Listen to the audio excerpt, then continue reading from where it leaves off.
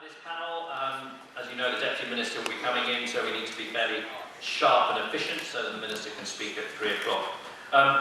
You've seen the key topic, tackling skills mismatch and promoting employability, preparing students for the workplace. Obviously it's a key topic both regionally, globally and locally, and the question obviously, are we preparing students for a successful and fulfilling career?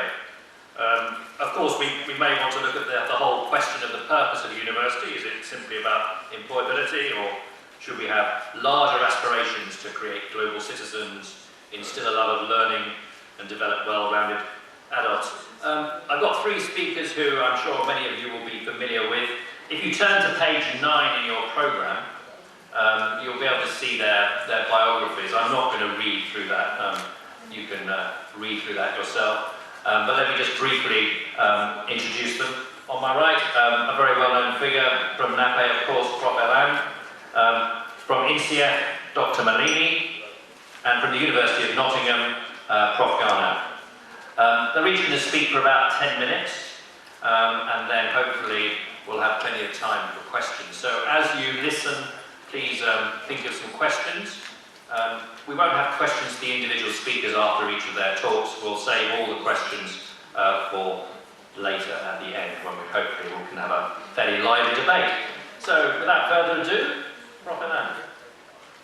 Thank you, guys, and thank you for the delegates who are back after lunch. Yeah. And you've got no choice but to keep yourself alert, otherwise you're going to lose your jobs. Because this is about employability. Yeah.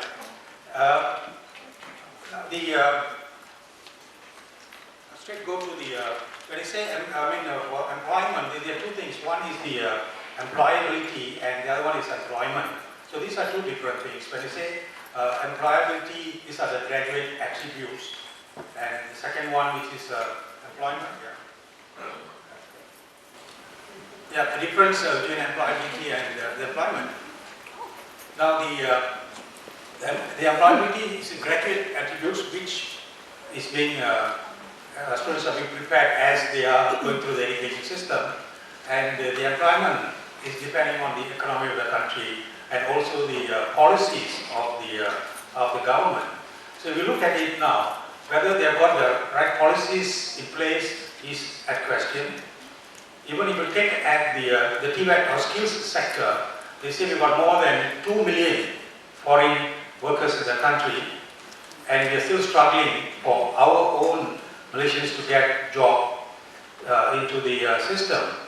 In fact, we had a meeting with the relevant people at the Ministry of Human Resources. They said, if you want to replace the 2 million, assuming it would take 10 years to replace, each year you have to train about 200,000. If the government has got a capacity of 100,000 training, then the remaining 100,000 has to be done by the private sector. But the private sector needs funding. As morning we were talking about the endowment, it needs funding. Because most of the students who come into the TVET, they belong to the B40 group and they need assistance.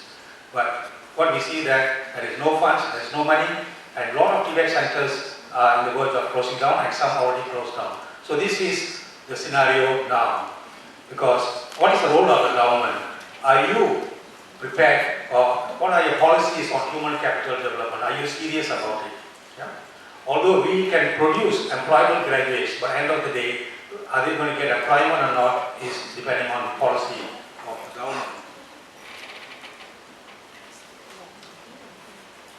Now, in the current trend, we see is that the opportunities for low skill, there's a decline.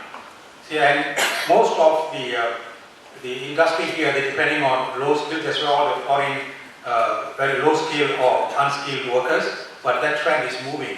So therefore, this gives way for our local graduates to get into this. That's because of automation and innovation. Then rising quality standards, there's competence and expectations rise, and wrong attitude. So these are some of the issues, because attitude of the youth now is also not acceptable as far as industry is concerned. Or we have to go in their direction, especially the millennials. The way we handle it has to be different. Their culture is different, the way they do things are different. Now, where are the issues from? If you see at school level, the teaching and learning methods have to change. We are still doing the traditional way of teaching. Although in the morning session, they say that they're trying to make changes, but they're only achieved 50%. They're still examination based. So those teaching and learning methods must be more open, where students are allowed to think and come with new ways of looking at things. Normally I give this example. You see, a primary school took the children to visit a zoo. Then when they came back, they're supposed to write what did you see in the zoo. So one of the child wrote there, I saw a lot of hibiscus flowers. And the teacher said, no, you're wrong. When you go to a zoo, you see animals. But maybe this is what caught the eye of the child. When we entered, we see the zoo, a lot of flowers, and he saw. But as a teacher, you cannot say you're wrong. Yeah, but see, this is what has been the old way of thinking that, so this curbs the thinking or the innovation of children. Then even the assessment has to be outcome-based assessment methods. Still more on examination, so this has to change. And also character building. See, when a student comes to the university, it's already too late, because that's where all the forming ages, so they have to build a character for what is expected outside. Because most of the employees say is that the attitude and the character is the biggest problem. Then the career counseling, this is very important. So students have to go through a psychometric test, especially when they come to Form 4, Form 5 level. Because also most of the counselors are not aware of what is happening outside. And most of the counselors counsel the students just for professional courses. Okay, you want to become a doctor, it's good for you. You become an engineer, it's good for you. Or you want to be a lawyer. These are things they normally counsel. But there's a lot of opportunity if you go for TVET. So they think TVET is a second class. So teachers must not think that way. So that type of counseling all has to change. So this is what happens. Because of wrong counseling, so this is from the job street, where they've done a survey. When people look for jobs, even if you look at any student, you say, ask them where you want to, what sector you want to work. They say, oh, I like to work in the oil and gas industry. Why? Because they pay me a lot of money. They're not paying you money because they get a lot of money. Because it depends on the type of the job you're going to do. But again, if you want to work with oil and gas, you do not have to do an engineering in oil and gas or petrochemical. The oil and gas industry needs a lot of people. So you look at this, you see what are the preference of people looking for jobs. And if you look at the next one, this is what the industry wants. If you look at the earlier one, the manufacturing is very low preference. But if you look at this chart, there's very high demand for the manufacturing. So can you see the mismatch? So what you're learning, what you're going for, end of the day, what the market wants. Although this was done 2011, but it focused for 3 years, but I think it's still relevant. The mismatch is still there. Now, to prevent unemployment and skills mismatch, of course, the STEM has to be, more focused. But I think this is not happening in the school system, because if you go to any school, you have, if there are 5 classes in SPM, maybe only 2 are science stream, the rest all are arts stream. So how can you make the 60% STEM against the arts? So it should be open for all. There's no streaming. My suggestion is there shouldn't be any streaming, and all students must learn maths, science, and engineering subjects. Yeah? So ensure that young people are able to make informed study choices. This goes back to the counseling, but most of the time in the Asian or Malaysian family scenario, most of the time the parents decide. And we see a lot of, not only racial, a lot of Indian parents want their child to do medicine. But you know what is the employment in the medicine? Even students have difficulty getting their, the clinicals, and after that for the housemanship. There are a lot of doctors on the waiting list, but still there is a trend. So who gives them the decision? And then come back for unqualified outflow from the education system. A lot of students who are dropping out from the school system. And that because of the education system itself, but hope under the new transformation, all these changes will come by. Because if you see in any school, the last 2 classes are the one who left out, and they say, okay, you're not good for education, and the teachers don't bother about their future. Then an adequate and relevant range, training in collaboration with business. So there must be a collaboration between the business sector and the education sector. So at university level, there must be autonomy in curriculum design, and teaching and learning methods cater for the millennials. The way they study is different. Yeah? And internship. Now the internship is very, very important. Because now the amount of time given for internship is very little. If you ask me to give them 1 year internship, will serve very well. I had difficulty when I was designing the curriculum for the engineering. I talked directly with the Board of Engineers, EAC, because I gave them about 6 months for internship. They said no. Yeah? So this is where the problem comes in. Then of course the employability skills are needed, especially for the new areas, the digital skills and job coalition. At the workplace, the employer remuneration must match, but what the employees say is that they are asking, the fresh graduates ask for too much. Some of them are asking 6,000. But the market rate I checked for last year is fresh graduates about 2005 or 2006. They're asking too much. But why they're asking too much is that because the cost of living, the salaries have not gone up. Everything else has gone up. Yeah? This is 20 years ago, this was the salary. But 20 years ago, you can buy an apartment for 300 ringgit. But the same apartment you can't get for 600,000. So price have gone up, but the salaries have not gone up. Then the work schedule. They want freedom in their work. You ask them to 9 to 5, they're not interested. They prefer to go and go on a motorbike as a food panda and make more money, and I can work as much as I wish. Sorry. And also, as employment, the career pathway, upskilling is very important. Just to announce, we have just started a new organization called the Malaysian Institute for Retirement Management, where we are looking for those who want to retire. They can do programs at our place for upskilling. Yeah. And of course, 5, collaborating with the education providers. So in conclusion, if you look at it, it is the ministry, all the agencies must make a right decision for the future of the human capital development, because in future, what I hear is that instead of lifelong learning, it's going to be lifelong working from the year 2025 onwards. Thank you very much. Great, thank you very much. Thank you, Prof. Alan. Some great points there. We'll raise maybe some of those issues later about no streaming, more autonomy for institutions, and also the fact that graduate salaries haven't really risen in the last few years. So why is a graduate job attractive for a graduate? Over to you, Dr. Malini. Thank you, guys. Okay.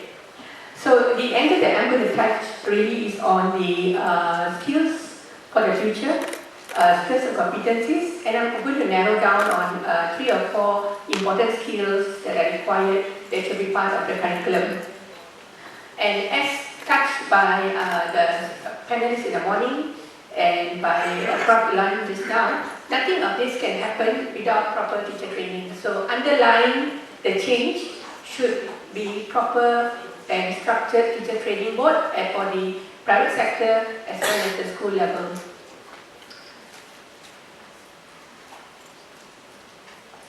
Okay, this is just a slide on the landscape around us. What you can see is a fast pace of change, disruptions happening everywhere, and lower level jobs are being replaced by automation. But the point that I would like to draw your attention to would be on the last part, where talent no longer means the same as 10 years ago. And many of the roles and skills and jobs of today will be unknown in the future. And I also would like to, and the other point that I would like to draw your attention to is the gig economy. What is happening today, you're seeing more and more students and more graduates are looking for unstructured jobs. They're looking for jobs where they are not permanent. The food panda was one good example, but students who work on projects, short stints, and because of the technology that is happening today, these students are connected. There are digital platforms available that connects them, and it makes it cheap for them and cost effective to run and have their own time.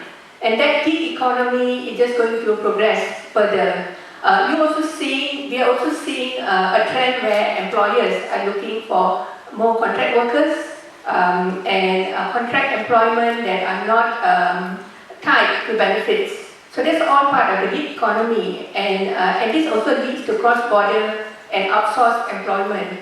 And when you talk about gig economy, the skill sets required in a gig economy is different than the skill sets that the students are equipped with in universities today. And if you look at the workplace of the future, it's flexible, it's connected, and that's a given looking at the digital disruption that is happening today. Flexible, and when I say flexible, it's flexible in time, work from home, and you will see that happening more with the gig economy and co-working spaces. Internet of Things, the Internet of Things is everywhere, so work will be around the Internet of Things and data-driven. This morning somebody spoke about data analytics. Yes, everything will be data-driven, and then again, it's a digital skill. Virtual presence, the need to be connected digitally. Virtual reality will be a common thing, and unstructured. The millennials and the Gen Z and Gen Y are looking for a non-rigid structure, and that's where you're looking at the gig economy. Looking at the characteristics of the millennials, we're also looking at the need for constant reward, recognition, feedback, encouragement. So it also goes back to the behavior and characteristics of the next generation. One thing is about the workplace, the other point is really their own inner characteristic and needs and wants. Okay? And surrounding all this is AI, which is there to automate and make things go, and as the world progresses, AI is going to be more commonplace. So the angle that I've taken is when we talk about skills and when we talk about mismatch of skills, we often lump skills and attitudes and competencies together. So we talk about resilience, we also talk about presentation skills, and we talk about communication, we talk about creativity. So if you look at the work of FITS in 2018, they have decoupled skills, competencies, and strategies separately. And what they have done is they have looked at how you could group them into 3 buckets. Under skills, there are basic skills that are required for the graduates. There are personal, people, and creativity skills and career development skills. And when you look at competencies, it's about personal qualities and behavioral and attitudinal.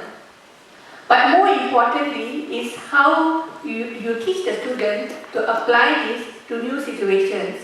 So a good example is when we talk about problem-solving skills.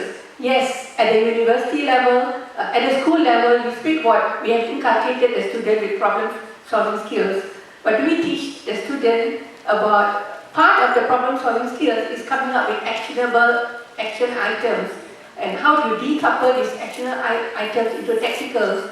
So there's a lot more in problem-solving skills. So the application part is missing. Sometimes it's very theoretical, it's a tick in a box, because we are so driven to have the IR 4.0 or employability skills, but the application of the skills is missing. And work that was done in UK with 21 employers, they identified skills, again, the skills and competencies separately. So there was a bucket of skills, problem solving, communication, creativity, and the likes, which you can see from here. And the competencies, that's where resilience come in.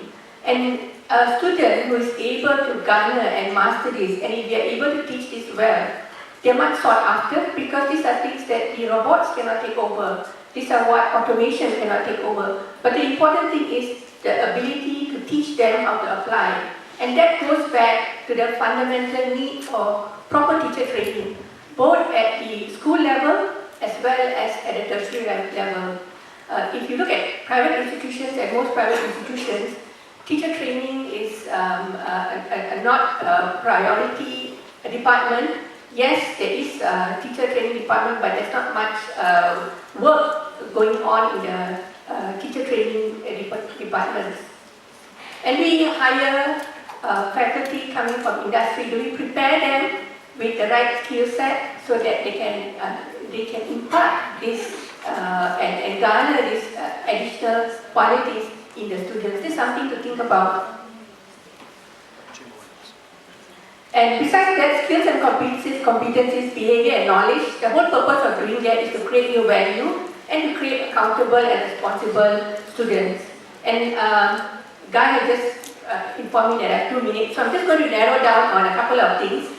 I believe that there's a need to teach students design thinking in schools. If you look at, and also in the universities, it should be part of the core curriculum. When we look at design thinking, it's about teaching a student to think beyond the box. It's teaching them to be innovative, and it's also teaching them to collaborate, teaching them teamwork, teaching them team dynamics beyond anything else. Coding. Coding is another thing that needs to be there, and coding teaches a student systemic thinking. So if you look at just these two, and the need for us to teach them to be reflective in whatever they do, we are actually equipping them with skills that allow them to move into any sector in society. Thank you. Fantastic. Thank you very much. Thank you, Dr. Malini. Looking at a brave new world there with, and obviously emphasising in the end that ultimately it's the teacher training that's important, and perhaps that's neglected in the private sector. And that's a nice segue into the next speaker, who's obviously his focus is teaching and learning, Prof. Gana from the University of Nottingham. Prof. Gana.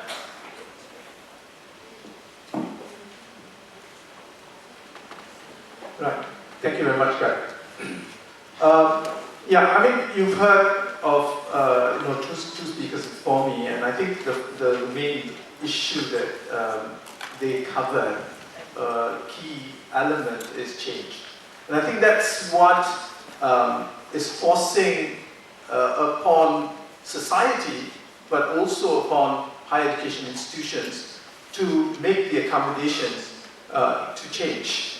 And this change, sometimes, even within the school context, and this morning we heard about what's happening in the Ministry of Education, change sometimes is done ad hoc as programs that are instituted within the context of education. And half the time, the people who are addressing this change don't know why they're addressing this change, don't understand where this change is coming from, and what are the outcomes that is expected from the initiatives that are part of addressing change.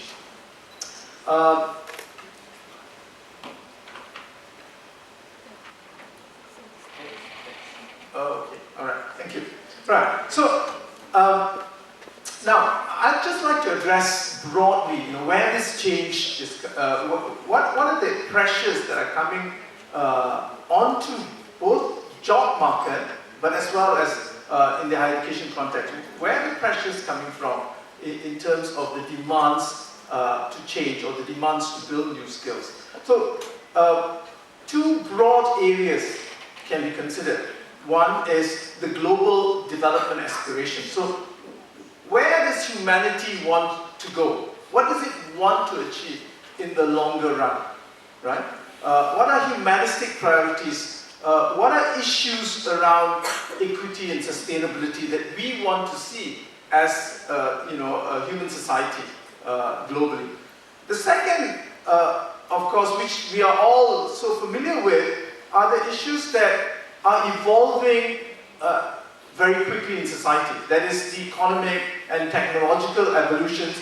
And in a lot of times, we have no control of this. So the first one, we set the agenda for global development aspirations.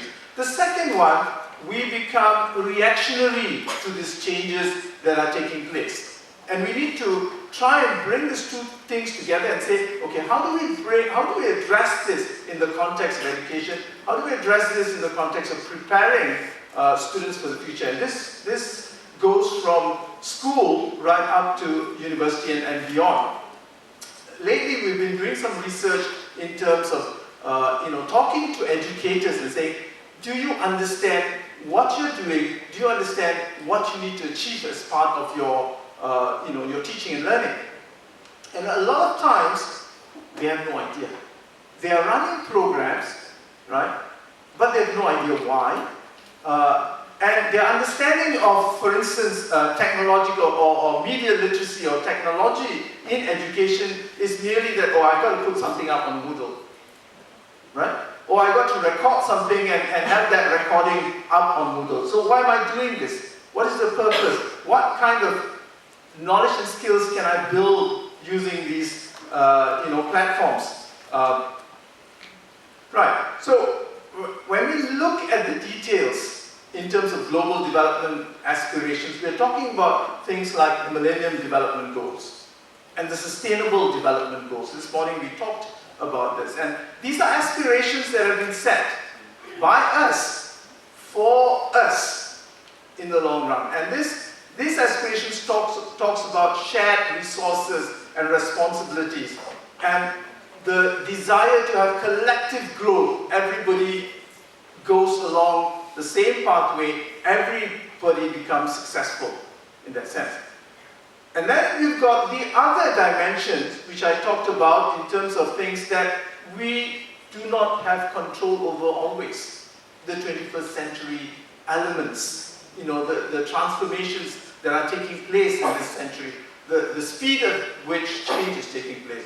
And IR 4.0, and again, as this morning was stated, IR 4.0 is there today, and tomorrow we are already talking about 5.0. We've already begun to talk about 5.0. 4.0, I believe, is a German construct.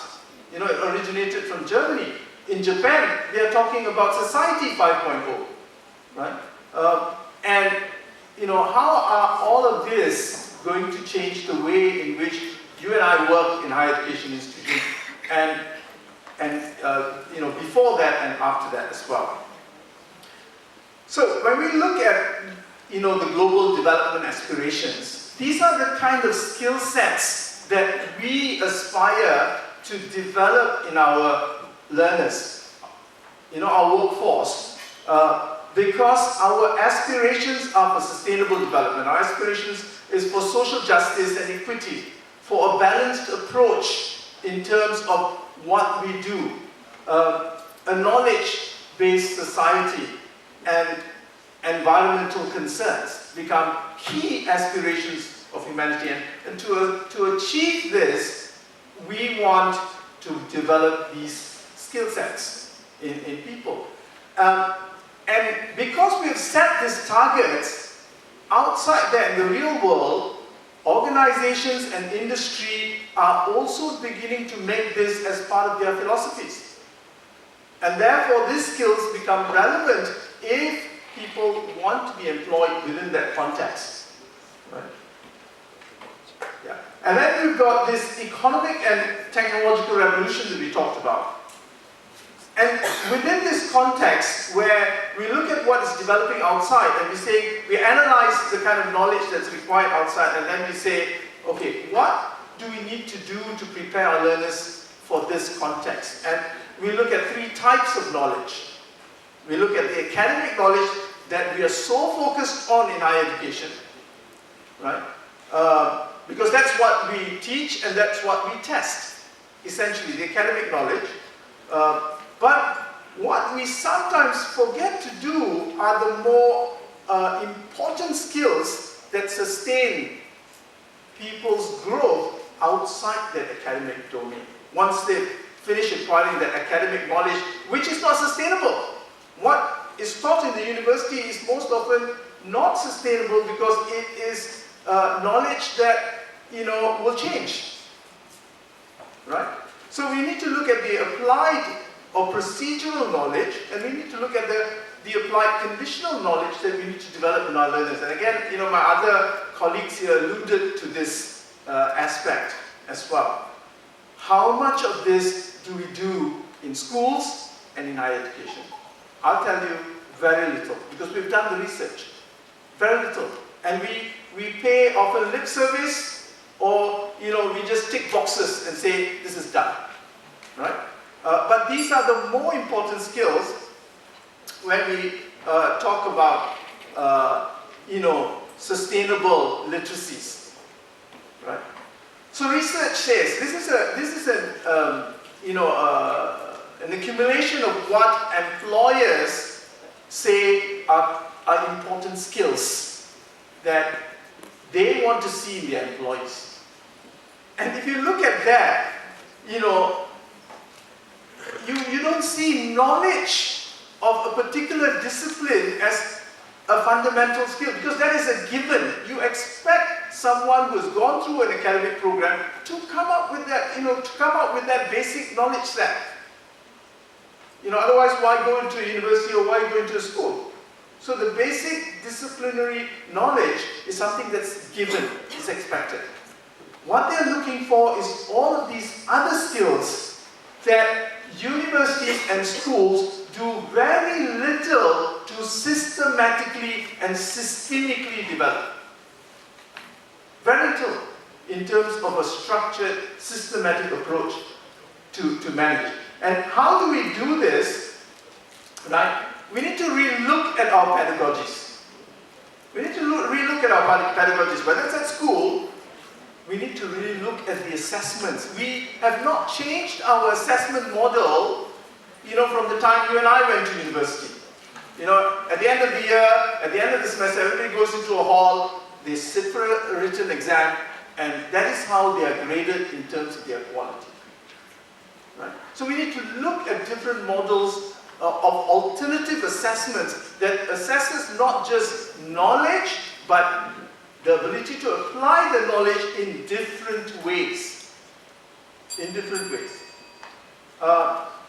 Higher education institutions need to be flexible and intuitive. But this is a challenge for you, higher education institutions, because when you want to make change to your program, when you want to make change to the content or even introduce a new program, it takes you a year or 2 years before you get approval. So by the time you get approval in 2 years, the content of the program has become obsolete. So we need the support, from ministry, from government in terms of allowing us to make that change possible in real time where it's needed. It needs to be progressively experiential in the sense that students need to be given the experiences while they study to also be part of work experiences. We do this in different programs to some extent, but again, I think largely we do it as a tick box exercise. Right? As a tick box exercise. And then, of course, we need to be responsive to change, and I think higher education institutions cannot be reactionary, but be proactive in setting the direction. Thank you. Great, thank you very much. Prof. Ghana.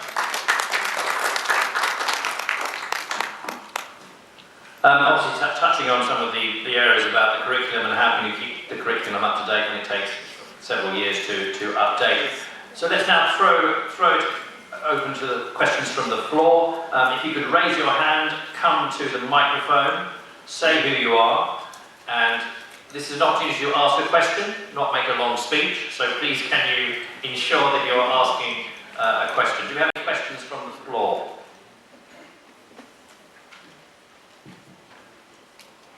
Any questions? Don't be shy. Okay, gentleman at the back, and then Vincent to the middle.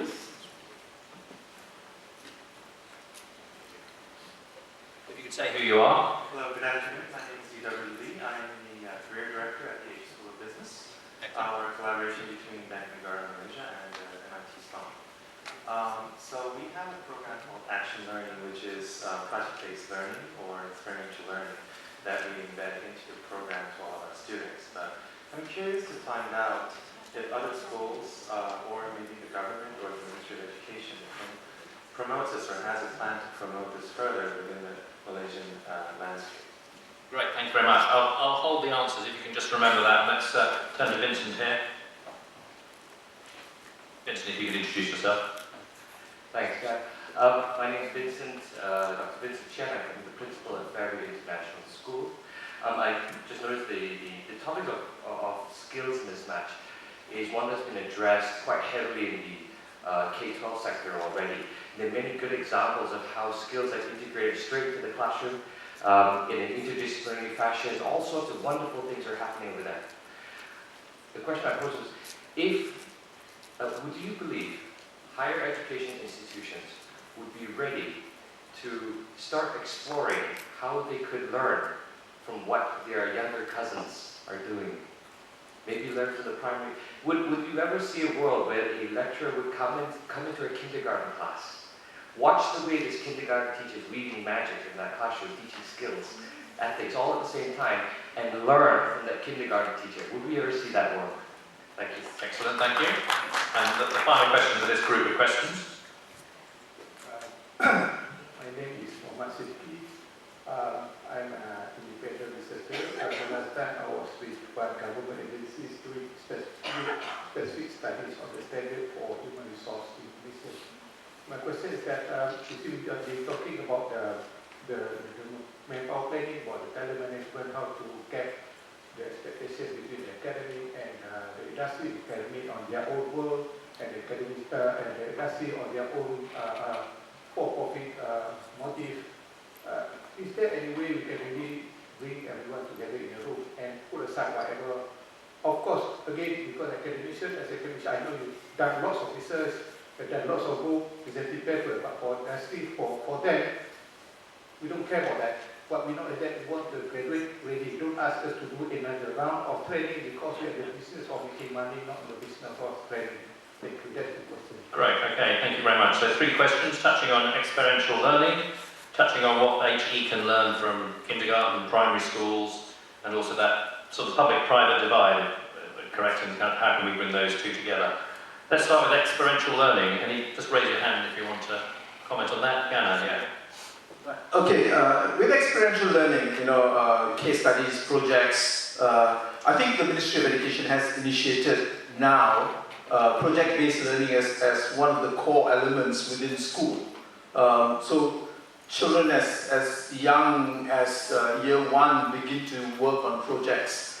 However, I think they can look at how these projects are being done in better ways. And again, I would like to pose the question back to you again and say, how are you doing your case studies or your task-based learning or your project-based learning in higher education institute? What are you assessing? What are the skills that you are setting as part of these projects or cases that you want them to learn? In many instances, what happens is that it's all left to incidental learning. Right? A task is assigned. All I want to see is how do you complete that task, but I'm not interested in the process in a lot of situations. And I think that process is far more important than the product that emerges as something that's come out of the case. Regarding lecturers going to school, I'm in the School of Education, we go to school all the time, so I can't speak for other colleagues. Thank you. In particular, I would like to address the question on action-based learning and the comment about the school. The action-based learning is something that has been instituted by INCEIF and Asian Business School, I think. But the difference is that it's at the postgraduate level. So at the undergraduate level of many private universities, employer projects have been embedded in. So a very similar model as what is being done with the action-based learning employer projects, where the students work with real employer projects out there. But at the PG level, they're able to go one step further and provide their consultancy services. At the undergraduate level, the depth is different. Similarly, public universities have also done similar work along those lines. With regard to the school, yes, I do agree that there's a lot that we can learn from international schools. My previously I was with INCEIF, and we did look at how international schools were working on student experience and student engagement, because there's a lot that we can learn from the international schools in terms of how you engage with students, which many private and many higher education institutions, because of the sheer numbers and also the different business model, there's not so much of a focus.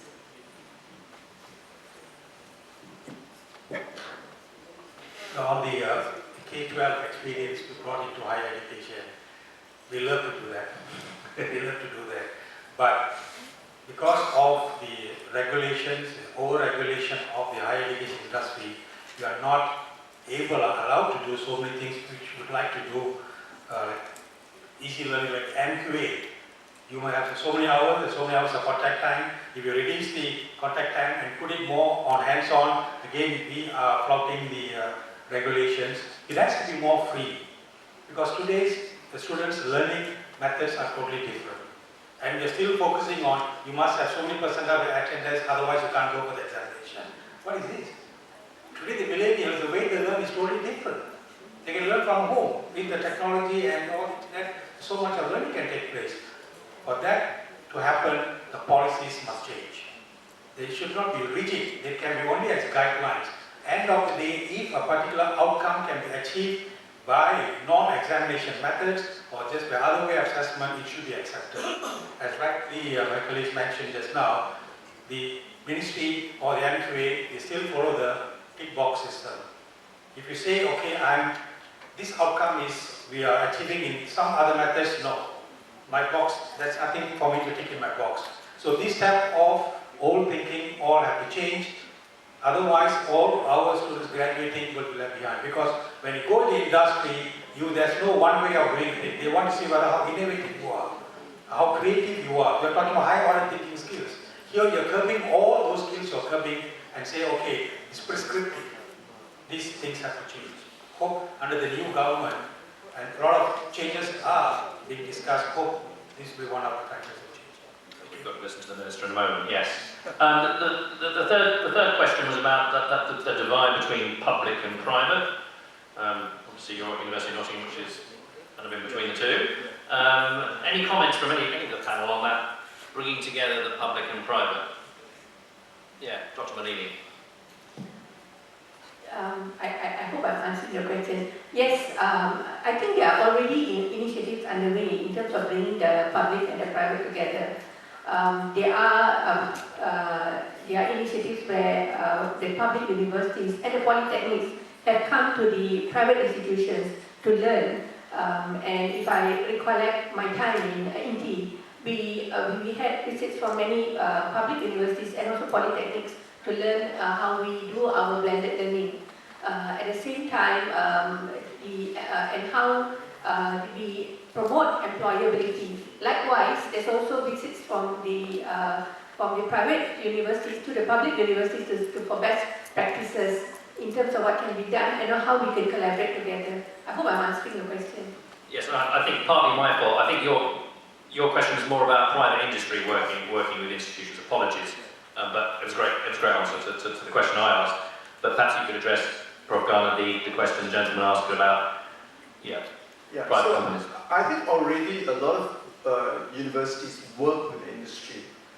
Maybe some industry players either don't realize that they can actually work with institutions. In terms of career development, people already begin to identify potential employees right from very early on in their education in the university, because they work continuously with these students, and these students go into internship programs with that industry, at every point that they can. The other thing that universities already work with industry is in the area of R&D. Again, where students are supporting research and development work in the industry. I think there's a lot more in terms of education that can be done in terms of how industry can play a bigger role in higher education, because the higher education sector is open to such kind of engagement. I think everybody here who works in higher education is very open to that kind of section. But sometimes it's the industry that perhaps doesn't see how to collaborate with higher education institutions, I think. I think to answer your question, I think there are two ways of looking at it. The industry wants market-ready workers, but what is their contribution? I don't think there's much contribution. One way is we can look at internship. When they go to a particular company, as I said, there must be greater internship arrangement. Then when they come back, they can go back to the same company. But the other issue, as far as Malaysia is concerned, is more than 95% of the industry comes under the SMEs. SMEs are small and medium enterprise, and sometimes it's family run with all the manufacturing side, you see. So they don't have this type of training people, and if they train, they say they may go to some other places, they don't have this type of concept. For them, is I'm producing something, it must go on, that's all. And they don't have time to look at how they can work with the universities or colleges, they don't have time for that. So all I need, when I need some workers, that's all. So that's the sad thing, because 95% are SMEs. So I think it's more than 95%. So the bigger corporations who normally communicate with the work, as what my colleague mentioned about R&D and to engage in discussions and all that, are the bigger players, not the SMEs. Very rarely the SMEs. Okay, we've got a few more minutes. Let's have a round of questions. Yes, gentleman at the front and the gentleman here. If you can keep it fairly quick, apologies, and if you stay there, then I'll pass the microphone over to you in a minute. Yes. Good afternoon. I don't know whether this is the right question to ask here. I think I'd like to ask this question to Professor Ganakumaran, since he's in the panel for the curriculum and textbook for the Malaysian Ministry of Education. So just one question, sir. Sorry, two. We are preparing students towards a high order thinking skill. Now my question is, does the content of the textbook or the material that given to the students is achieve the motive? Or is it the higher order thinking skill and all the soft skills is starting at the higher tertiary education? And the third one, does the person who are delivering, either teacher or tutor or lecturer, are qualified enough to give the message to the students? Thank you, sir. Okay, maybe you can quickly answer that, Prof. Gana. And then we'll move on to the lady over here and then the gentleman here. Okay, higher thinking skills has been in the curriculum for some time now, within the school curriculum. On the second part of your question, whether the teachers themselves are able to deal with higher order thinking is a big question mark. You know, because I think there's very little teacher training that has been done with reference to this area. Both, I can say it happens both at school as well as higher education level. In higher education, most teachers tend to think of us as deliverers of content rather than any other kind of skill. Right. Great, thank you. The lady here, if you could introduce yourself, please. Thank you so much for allowing me to ask the questions. Let me introduce myself. I'm Elajsolan from Petronas. I'm also representing the Society of Education Malaysia. Okay, I would like to go back to the experiential learning just now, because currently I am heading the Academic Central Services in UTP. So by default, NQA and EAC requirements is something that I need to know, because looking at curriculums, etc. So I need to give right advice, etc. Okay, now when it comes to EAC and NQA and EAC right now, they are looking very particular at constructive alignment. Alright? So when it comes to constructive alignment, what it means is, okay, when in education there's three domains that you need to look at. One is the cognitive, psychomotor, and affective domain. And when it comes to psychomotor and affective domain, EAC and NQA is really looking at true assessment. That means no longer paper and pen. So experiential learning is actually very, very important. Okay? The question here is not the stringent requirement. I would say NQA and EAC is very open on this when it comes to how to assess the psychomotor and affective domain. But the question is, how do we, higher education and industry, plays a role together in giving the right educational experience to our graduates, so that we can produce the future-ready graduates that we want to be. Okay. And through those experiential learning and through those true assessments. Great, thank you very much. Gentleman here, quickly. Sorry to rush you. Hi, I'm Ivan from Srimas International School. I'm actually the principal there. Yeah. And actually this is more of trying to tally out when we talk about the skills mismatch between what we need in the industry and also what the education providers are actually doing. One of the biggest talking points that we always hear about is how we move away from traditional based assessment. And of course, even Oxford, AQA, and also even Cambridge assessment themselves actually find it difficult to actually move away from traditional assessments, right? So the question actually is coming from where you, as a panel, see the shift away from traditional assessments where do you think it will come from? Okay, let's quickly cover that traditional assessments and the question earlier. Anybody want to comment on that? Prof. Ghana. And if you could keep your remarks very brief. And then Why Cambridge, Pearson don't change assessments? Because it is big money, right? So it is big money business, right? Essentially, we must move away. If we want to develop learners according to their abilities and with skill sets, that we need to move away in terms of assessment models. And higher education has an opportunity to do this, but in a lot of situations, we don't take that opportunity. We still go back to the exam hall, we still put people in rows, and we still make them write on paper.